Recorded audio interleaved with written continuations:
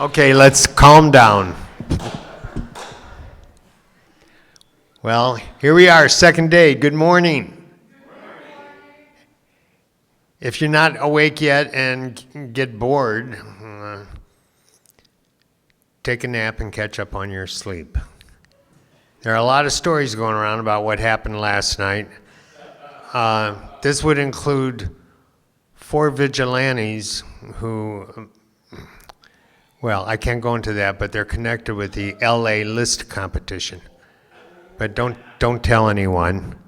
And Judith, are you out there? Oh, she's always criticizing me because I don't keep my mouth around the mic. That would be a horrible image, I assure you. Thank you. You got it. Okay. I'm going to get arrested. The Arnolds. This is a fabulous couple. They collaborate in music and they collaborate at home and they get along great. So they claim.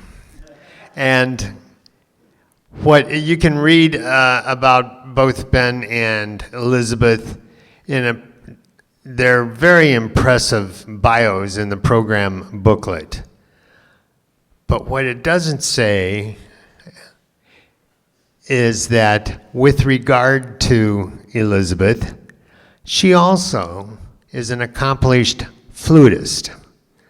And for you Puritans out there, flautist.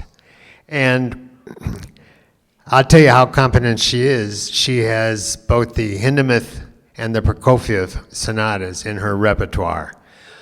So I'd say that deserves a hand right here and now. Ben, it's interesting. Read their bios.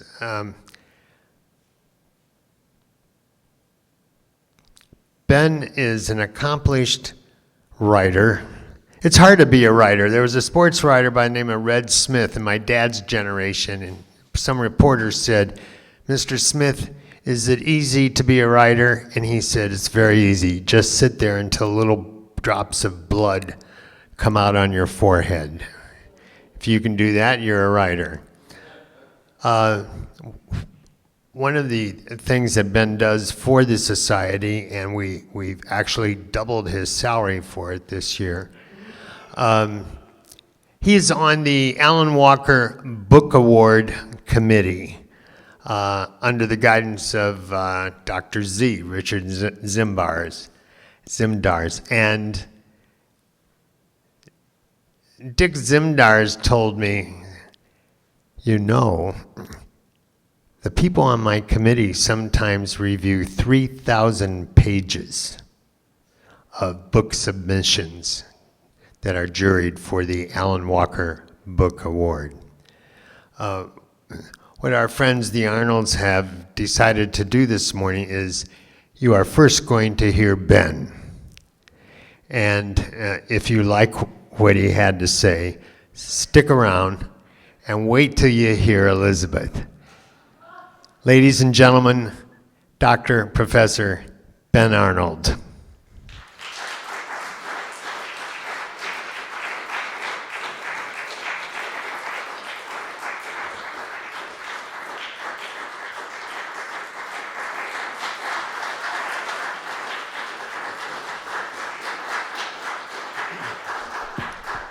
Good morning, and thank all of you for coming out this morning. I want to specifically thank Baruch for all the organization he's done to be invited to do this. It's an incredible conference so far, and we look forward to finishing up the next couple of days. My topic today, Liszt and Brahms, approaches to lead during the War of the Romantics. We'll talk a little bit about the war, and we'll talk a little bit about their songs, and we're going to focus more on the similarities because they're more than we might think in this, quote, war that we have. Taking sides, whether in art or politics, often obfuscates the reality of what is. Putting music in small, isolated boxes threatens the discourse among composers and musicians because it prevents us from seeing the whole. While the War of the Romantics was certainly something more than much ado about nothing, when the air clears, it is apparent that Brahms and the New German School, including Liszt and Wagner, share many similarities in much of their music, more than they differ, whether in compositional techniques or even at times ideologies, as we'll see. What is written or proclaimed, in many cases, is not the reality of what the music actually illustrates. In this short lecture recital, I hope to share several of Liszt and Brahms' approaches to the Lied that are similar, and so similar, in fact, that it's difficult to see the smoke and alarms of war.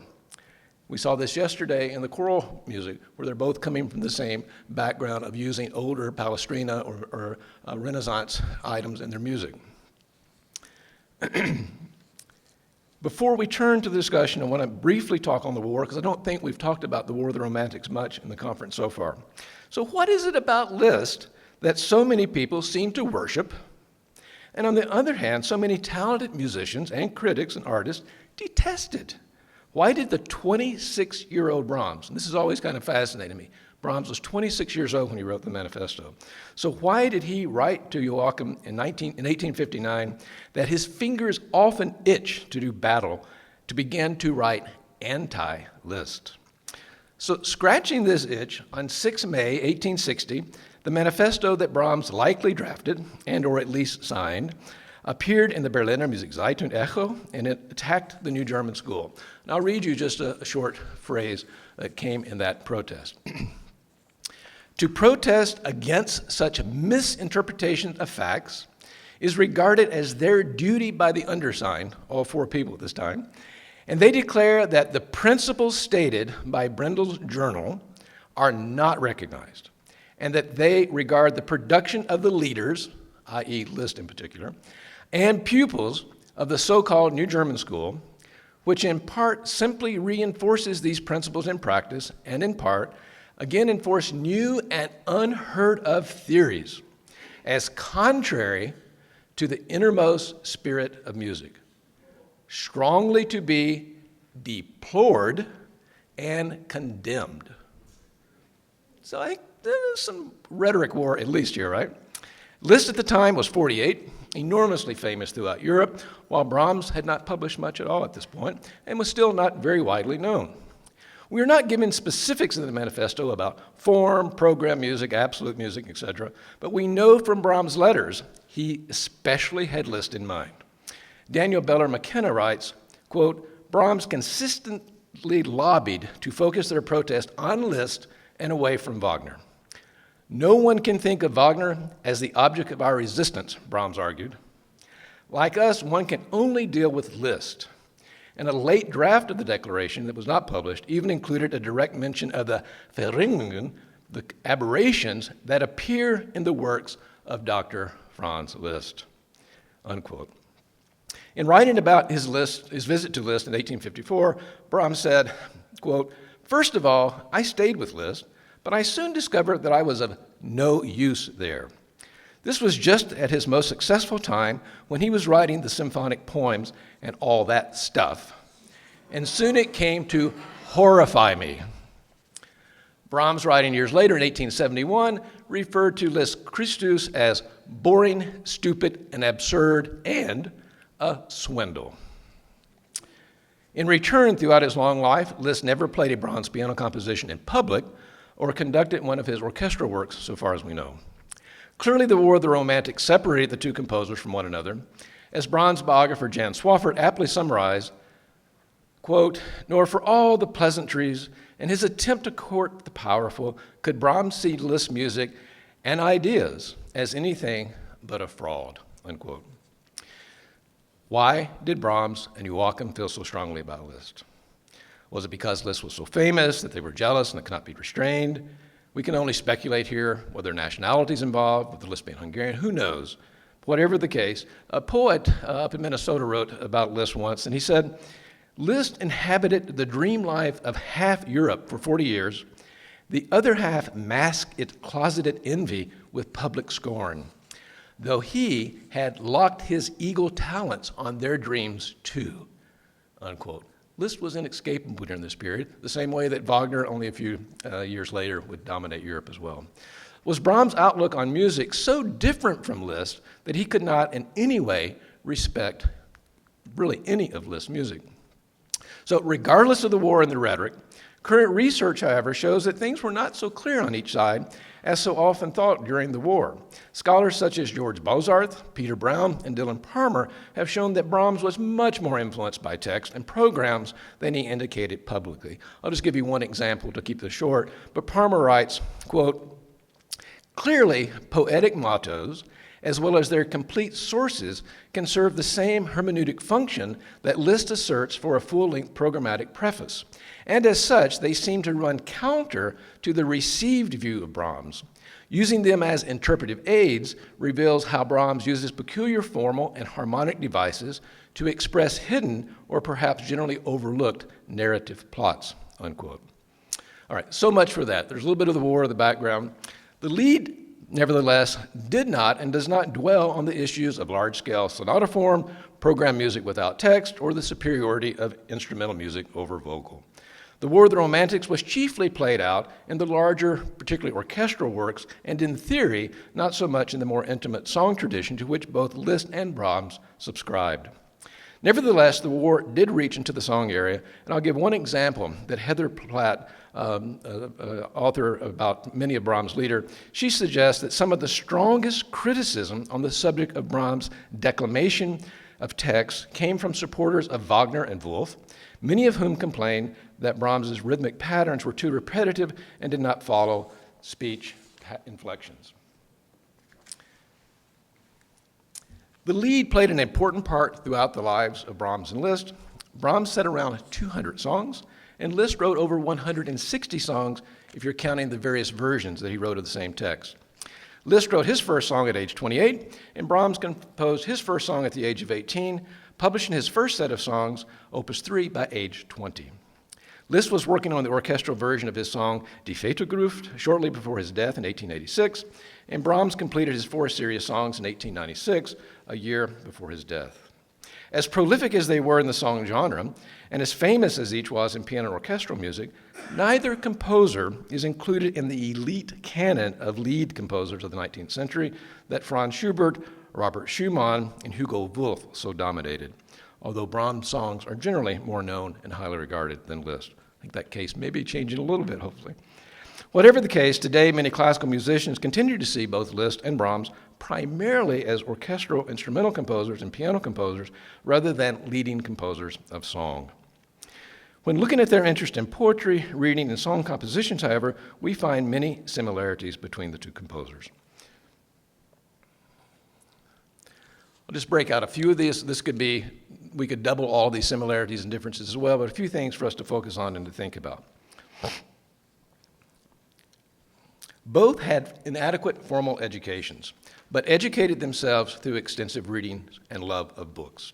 Virginia Hancock states about Brahms was an omnivorous reader of poetry, especially modern poetry. It was a special enthusiasm for him. Brahms wrote himself, "I spent all my money on books. Books are my greatest pleasure. I have read as much as I possibly could since I was quite little and have made my way without guidance from the worst to the best." Liszt also read extensively throughout his adult life. Joseph Dortier commented that Liszt in his early 20s would, quote, "on a typical day, read dictionaries for 4 consecutive hours," unquote. And then in 1834, for example, Liszt wrote to Marie de Gaulle, quote, "I have an immense need, immense is very ambitious, to learn, to know, to deepen myself. I begin everything from the beginning. I am reading Bell, the Bible, history of philosophical systems, and on and on." So both of them were very active in educating themselves. Both composed songs for personal reasons. Swafford writes, "Brahms' songs function at times like a diary." Hans Becker, another Brahms scholar, confirmed that the 15 songs written in 1858 expressed Brahms' feelings about Agatha von Siebold, and the significant output of 1877 was an echo from Vienna of the reunion with Elisabeth Herzengenberg. Brahms wrote a few occasional songs, like those to celebrate births of children, and even remarked that, quote, "the best songs came into my head while brushing my shoes before dawn." It was part of the way he approached things. Rita Mueller offers that composing songs allowed Liszt catharsis and immediate relief from the demands of his busy life and personal turmoil. Liszt wrote his very first song in 1839 as a lullaby for his daughter, Dan Blandina, and referred to his 1845 Ich möchte hingehen as My Testament of Youth, which closes out with the text, "You shall verily pass on without a trace. The poor human heart must break piece by piece." So some of the most personal things Liszt was putting into his songs.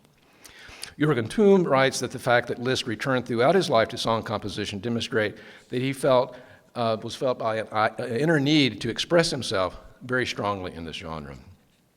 Liszt obviously treated it as something important given the sheer number of revisions that he kept returning to these settings. Scholars have criticized both Liszt and Brahms alike for their choice of minor poets.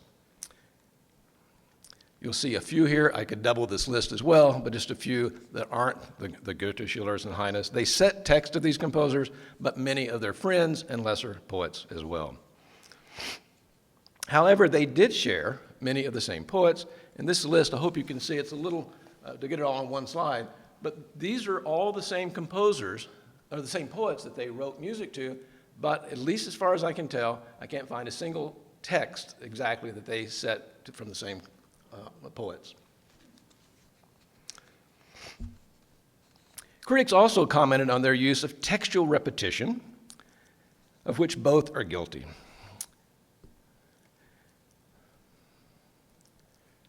You'll see here, Liszt's side is much longer. The songs we happen to choose today illustrate Liszt, repeat it and repeat it and repeat it. What we have here in Brahms' two songs that we're doing is not as excessive, but what we have seen, Jean de Virio writes that text repetition, at times entire lines of poetry in Brahms' music, is a common enough feature throughout his lead output. So they both are doing this. And again, Hugo Wolf is going to be changing the rules of the game. I think sometimes critics are a little harsh on these composers, but this is one of the criticisms that they both share. Other things that they share are on their declamation of text. William Dart writes that one weakness often encountered in Liszt's lieder is that of poor word setting, especially of the German poets, of which were the majority of his songs. Virginia Hancock writes that Brahms has been accused of lack of respect for his poetic text, especially with regard to declamation and the repetition of words, phrases, and lines, and is often cited, usually in contradistinction to Hugo Wolf, as a composer who let the music outweigh the text. And this, as we'll see, is a common criticism of Brahms. Lucian Stark emphasizes this point. He says, from time to time, Brahms even went so far as to change words or alter the arrangement of lines if that better suited his purposes. He sometimes added syllables to or removed them from a line of poetry if the rhythm and the melody required it. Clearly for him, the essence of a song lay in its music. He was not so much interested in setting a poem to music as in creating a musical equivalent. Partly because of the treatment of poetic text, critics often claimed Liszt and Brahms were more instrumental composers than songwriters. Liszt clearly had piano accompaniments that bordered on the virtuoso excess in a number of his songs, and Eric Sam suggested that Brahms' songs, quote, inhabit that hinterland of the lied where songs border on absolute music, unquote. He also went on to say, Brahms' song always seems ready to turn into instrumental music. See what you think about that in the selections we have for today. Both composers also have operatic influences in their music, and at times you'll see almost aria-like and recitative-like is one of the songs that we'll do today. For example, in the first version of the Petrarch sonnets, Liszt clearly writes in an operatic style with high notes and very clear operatic style. And then Musgrave writes that Brahms' earliest song, Heimkehr, in 1850, and the second setting of Liebe und Frühling are both almost like operatic scenas, with dramatic piano introductions and throbbing accompaniment to the vocal line. So either though they didn't write operas, they certainly have operatic tendencies. De Virio suggested that Brahms' Magalona lies midway between a lyric cycle and opera. Also, of their age, the harmonic language was quite advanced in both composers. It is only in Liszt's late period that the chromaticism lends itself to border on the atonality of any type, but we'll see there, even in the 1870s and 80s, Liszt did not get away from the major triad as well.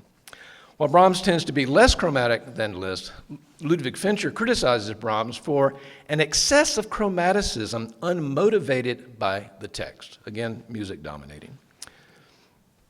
And then in discussing one of the Brahms' late songs, Heather Plott writes, and you can apply this to Liszt in your mind, because these are the same characteristics. Diminished sevenths, augmented sixths, chromatic passing chords, and an enharmonic detour by way of A flat major, a remote key from A minor tonic. They were of their age writing very chromatic music.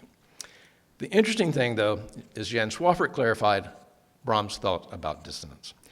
Quote, as shown in his letter to Clara Schumann, Brahms was afraid he had gone too far with the dissonance in the piece. In fact, he had not gone as far as Wagner's Tristan und Isolde or Liszt's atonal later piano pieces, which is to say, in the harmonies, the B minor intermezzo that he's talking about here may not have gone as far into the future of music as others had, but it represents the furthest that Brahms was willing to go. And this may indeed be the crux of some of this war, that Brahms did not want to move too far from the tradition. And what Liszt and Wagner and the New German School of Music, they were seeing things in the future, and Brahms' respect for the past seemed to be so strong he was not willing for these changes to occur. Hence the manifesto. But there are differences as well.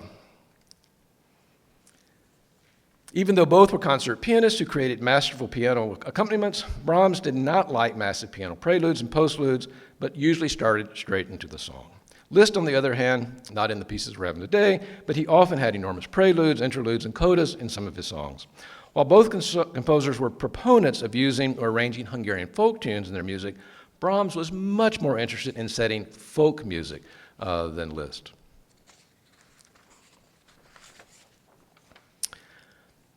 On 27 January 1860, the year of the manifesto, Brahms wrote to Clara Schumann. He said, quote, the lead now sells so uncertain a course that one cannot impress upon oneself the need to adhere to an ideal. And that ideal is, for me, the Volkslied, the folk song. Consequently, Brahms set many of his songs in strophic form, something that Liszt rarely uses. Heinz Becker also wrote that the influence of folk song on Brahms' Lieder is a cause of his predominantly handling of melody that is diatonic. Because of the folk influences, Brahms' songs are much more strophic than we'll see in Liszt music. So the 5 songs that we have chosen today illustrate similar techniques of the composer, including 2 songs of Brahms that are in no way folk music. These fall into his art song category. Like Liszt, Brahms will use full textures, remote keys, considerable chromaticism, and like Liszt and Brahms, they use conventional forms and key structures. I have charts of these to show all of these songs are in forms that we would expect from the Lied of Schumann or Schubert. It's interesting, though, even though Brahms is more traditional, we'll see in the second song, we actually have a song that is very clear composed. So not in a clear ABA or ABAB or something like this, but literally in 3 sections that don't return to the A section. So as you see from the first 3 songs, we're going to play these. They're all on text by Heinrich Hoffmann von Fallersleben, and I hope these songs will illustrate that despite some of the large arguments over absolute and programmatic music, that these songs at least did not differ greatly either before or after Brahms signed the manifesto in 1860. So I'll say a few tidbits about each of these, and I have the text for them that you will see as well. The first song, Liszt Lass mich ruhen, is one of his simplest and calmest songs. No virtuosity at all here. Von Fallersleben poem contains images of nightingale, twilight, moon, brooks, and hanging trees, which gives plenty of thematic ideas for Liszt to set imaginatively to music. He supplies trills for the nightingale, triplet arpeggios to indicate the flow of the brook in the second stanza, text painting that Brahms did not indulge in quite as much in his music, although the duple triple idea is something extremely common in Brahms, and we'll hear it in some of the songs today. Although Liszt inserts a number of crescendo marks, the overall subdued nature of this song never rises above a single piano marking. The range is also limited to just a little bit over an octave. The second song, Brahms' Von ewiger Liebe, Opus 43, number 1, is often considered his masterpiece. And it is here we get one saying about Brahms that Hugo Wolf wrote that is actually not critical.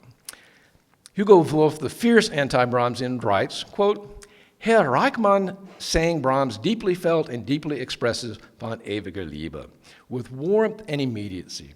This song is regarded correctly as the best thing that Brahms has accomplished in the genre. Then he goes on to put down the symphonies, but he did have that to say. Michael Musgrave points out, though, that von ewiger Liebe is very unusual for this period of time in Brahms' music, both in the nature of its declamatory style and its through composition, with a separate final section drawn from an earlier source. And this C section is actually taken from a very personal choral piece, a Brautgesang, that Brahms had written for Agatha von Siebold and then suppressed. And he uses that when the woman or the girl is talking about their steadfast love, showing, again, Brahms' personal interest in writing these songs. Brahms uses a recurring piano introduction to round out the A section, but what the boy speaks passionately about their relationship, the music intensifies with triplet patterns in the right hand, supported by left hand octaves. So he greatly strengthens this B section for the boy's passion that's coming out. He doesn't use this anywhere else in the opening A section. When the girl reiterates their steadfast love, comparing it to iron and steel, Brahms changes the meter to 6/8, the tempo to ziemlich langsam, and indicates dolce, the dynamics to pianissimo, and the key to D flat major, a key that is often used for love in the 19th century. Through this, Brahms really captures brilliantly the determined and passionate and controlled spirit of the girl's love and her confidence in this section. The third song that we'll hear briefly is in Liszt in Liebeslust, in Love's Delight. And it's a 4-stanza passionate love to death poem. And it ends with the last 3 stanzas unabashedly proclaiming this repeating text over and over again, Ich liebe dich, ich liebe dich.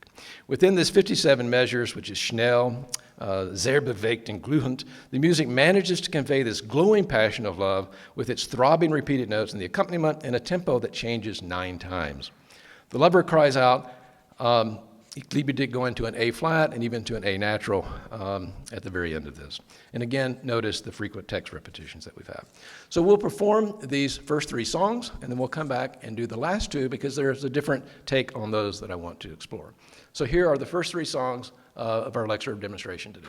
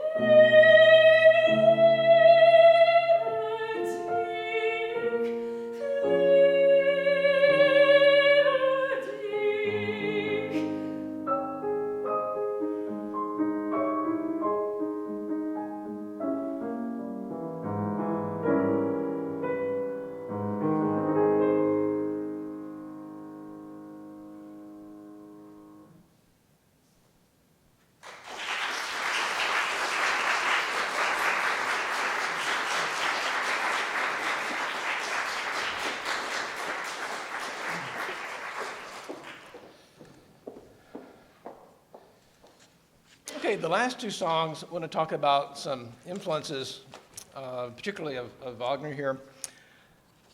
The final two selections illustrate how Brahms came to the style of Wagner and Liszt, the closest perhaps, as we'll see some of the writers say.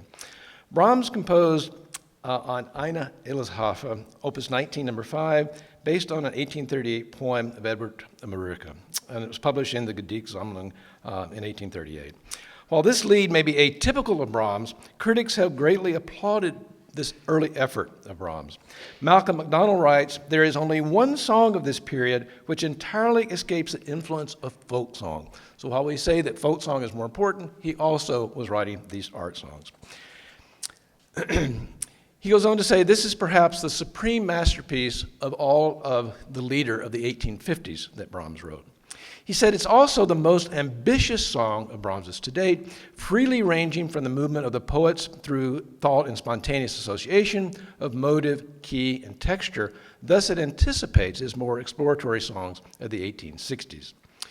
I've often wondered why Brahms, so successful here, didn't continue to write more in these artistic ways, but he was so much drawn, if you remember, in 1860 to that folk idea that he didn't write as many of the art songs. Only about a fourth of the art songs constitute his entire output.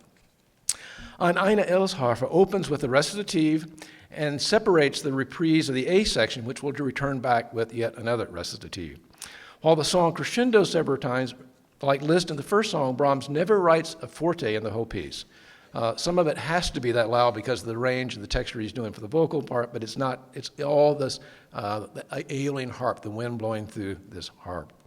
The A section uses alternating triplet and duplet patterns, which I think create the sound of the wind, perhaps, and only it changes in the end when the triplet starts emerging at the very end, which changes the whole mood of the poem. At the text, and here the full-blown rose, shaken, strows all its petals at my feet. The interesting thing about this, and one of the things that gave me the idea for this lecture, is when I first listened to it, and this is the similarities to Wagner and Liszt. We know that Brahms heard Lohengrin of Wagner in 1854 on January the 7th, and it's 4 years before he wrote this song in September of 1858. Two German scholars, Manfred Schmid and his Music in Baden-Württemberg, illustrates Brahms' relationship to Wagner, showing this example of Brahms copying or using the same techniques that Wagner was using in Lohengrin. And Ulrich Mahlert writes about Brahms' setting this. He says, in hardly any other setting is Brahms closer to Richard Wagner and the new German school. And if we move to a song that we've done many times, Ihr Glocken von Marlin, we see Liszt much later in 1872 using similar types of patterns that are going to be continuing even more so of unresolved chords and things. So this particular piece is inspired by the bells that Liszt heard in the little Italian village of Marlin, or Merlegno, and he based his conception of Emil Kuhn's poem on the tolling of the bells. And it repeats these chords that you see here at the beginning almost all the way through. You'll hear this, and they turn into 9th and 11th chords and things that don't resolve at all. In some ways, it's one of the most impressionistic sides of Liszt in 1870s.